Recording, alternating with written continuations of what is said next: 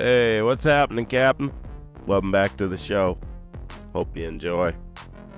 And if you have a special woman in your life, or any women in your life, go give them a hug and a kiss.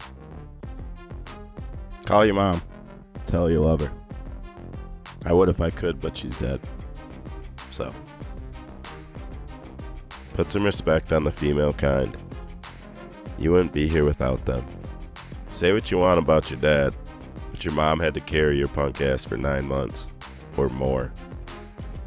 If you're ever in Minnesota at the Mall of America, do not eat at the Rainforest Cafe. That shit sucks. Fucking cocksuckers. But anyway, welcome to the Time Machine Diaries. This is the podcast where we uncover forgotten stories. We dig into the dark chapters of history and connect the past to the present. I'm Cullen, and today we are exploring a tale of brilliance, betrayal, and the devastating consequences of being a woman ahead of her time.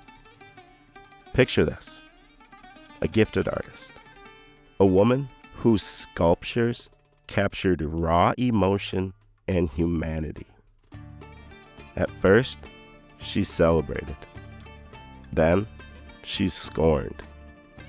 Then, she's dismissed as mad, stripped of everything, and locked away for 30 years. No trial, no appeal, just silence and abandonment. Her name? Camille Claudel. And if this sounds eerily familiar, it should.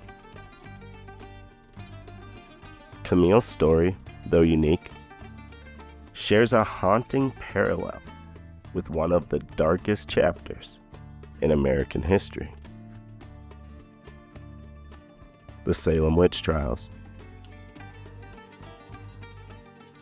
In both the Salem witch trials and Camille Claudel's story, we see women vilified, their independence and creativity weaponized against them. We see a society unwilling to understand, instead choosing to condemn. And today, we're going to explore how these stories echo in our modern world, because the witch hunts of history never truly disappeared. So come on, about to hop into this motherfucking time machine. You coming or what? Let's be honest. Women are the smarter sex. And the only reason I say that is I walk in a room, I can't find shit. My wife walks in a room, she finds it within 2 seconds. Camille Claudel, a genius born to defy convention. Camille Claudel was born in 1864, in a world where ambition in women was seen as an aberration. By 19, she moved to Paris, determined to pursue art.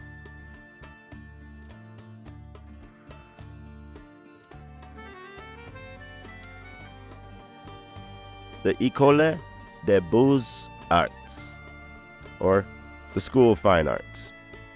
It was the pinnacle of artistic education, but it barred women from its halls.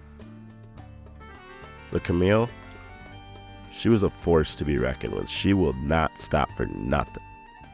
She joined independent studios that welcomed women, brushing shoulders with the avant-garde of Parisian art. It was there she met Auguste Rodin, a sculptor whose name would become synonymous with genius. Their relationship was electric, equal parts collaboration and chaos. Together, they created sculptures that pulsed with life, raw, unfiltered. Rodin called her his muse, his equal. But here's the thing about being labeled a muse. it often means you're seen as inspiration, not an artist in your own right. Camille's work, bold and deeply emotional, began to outshine her mentors. But the art world, and Rodin himself, wasn't ready for a woman who dared to be better.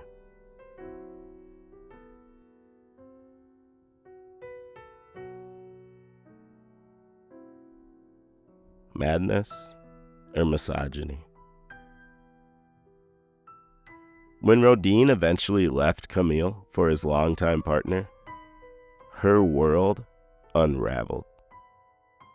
Critics dismissed her as a mere shadow of Rodin's genius. And patrons turned their backs. But Camille's greatest betrayal came from her family, especially her brother, Paul Claudel. A celebrated poet and diplomat, saw Camille's independence and artistry as a stain on the family name. Her work, too modern and too audacious, became a source of shame.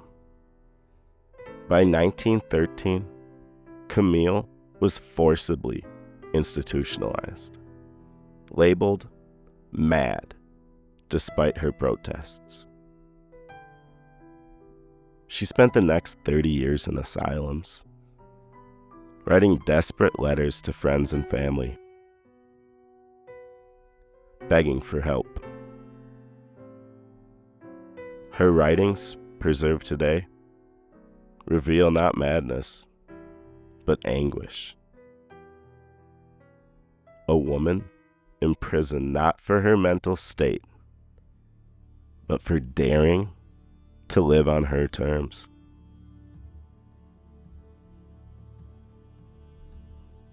Consider donating to the Patreon.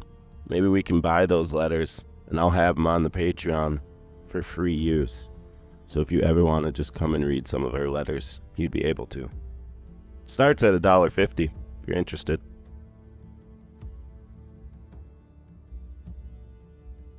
Camille's story isn't an isolated tragedy. It's part of a pattern. Let's rewind to 1692, Salem, Massachusetts. It's a tight-knit Puritan community.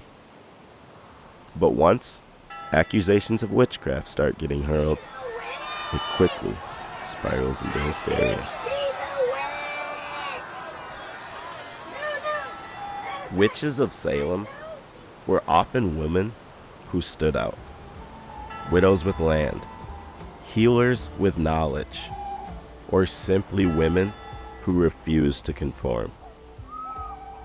These women became scapegoats for societal fears, much like Camille became a scapegoat for her family's shame and the art world's discomfort with a woman's success.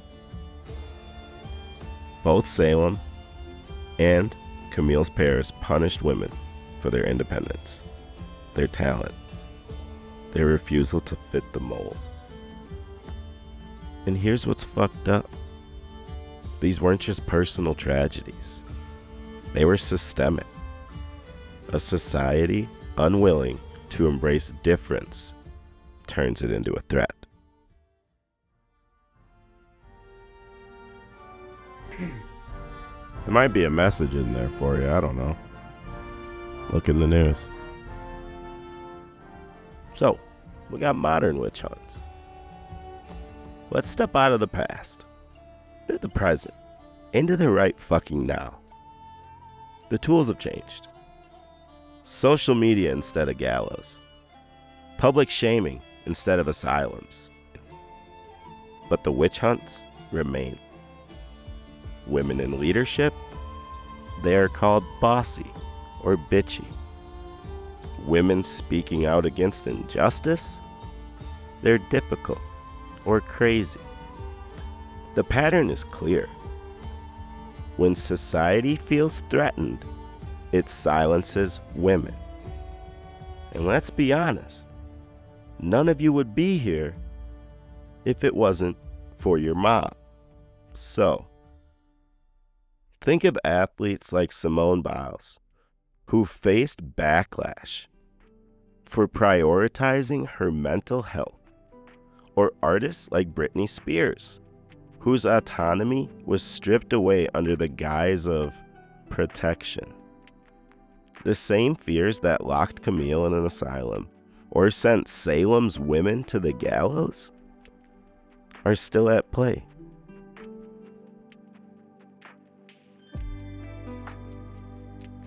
Camille Claudel died in 1943, malnourished and forgotten, buried in a common grave.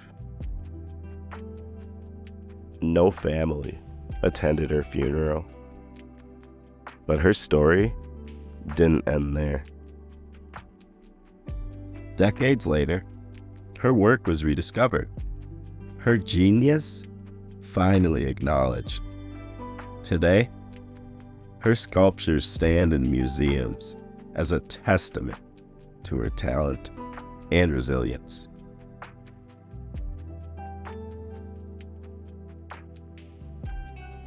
And the women of Salem, they become symbols of resistance. Their names cleared centuries after their deaths. Both stories remind us that even in the darkest times, truth and talent have a way of breaking through. But they also remind us the cost, the lives, the potential, the voices lost to fear and prejudice.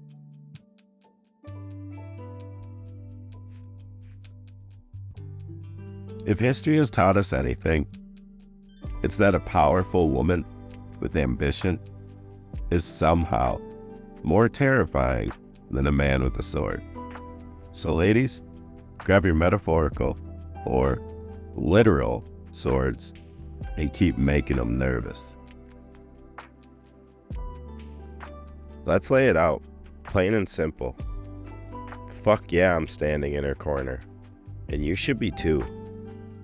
The woman was a sculpting force of nature, light years ahead of her time. And what did the world do? Used her, dismissed her, and then locked her away for 30 fucking years. The issue isn't bias. It's willful ignorance. If you think it's neutral to downplay her genius or act like she was just some side note in Rodin's story, you're not being objective. You're just regurgitating the same bullshit that buried her legacy in the first place. Happy Women's History Month.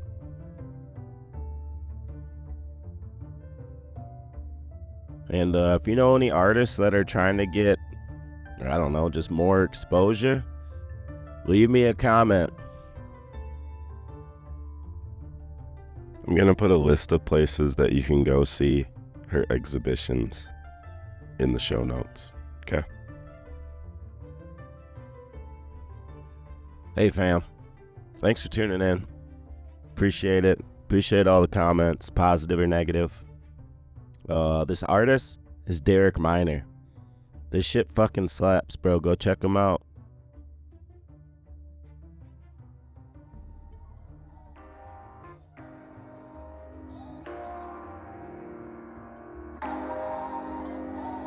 Woke up today, smile on my face, may not go my way, still got my faith, so I'll be okay. I'll be okay, I'll be okay. Running our race, just that I pace. Made some mistakes, but learned a few things, so I'll be okay. I'll be okay, I'll be okay. Yeah, I've been through it all, I've been through it all. Looking at Goliath at the stand tall. My heart, it feel like David every time I fall. My problems look like giants, I'ma slay them all. Every single beef, I had to let it be. Spend a lot of time wasting energy that ain't made sense to me logically. But I feel way better when I walk in peace. Please don't bring the gossip to me. I mean, no offense, I'm finding out jealousy, only a lack of confidence. Focused on me more, focused on you less. Everybody do that, look around and we blessed. Welcome today, smile on my face. May not go my way, still got my faith, so I'll be okay. I'll be okay, I'll be okay. Running our race, just at our pace. Made some mistakes, but learned a few things, so I'll be okay. I'll be okay.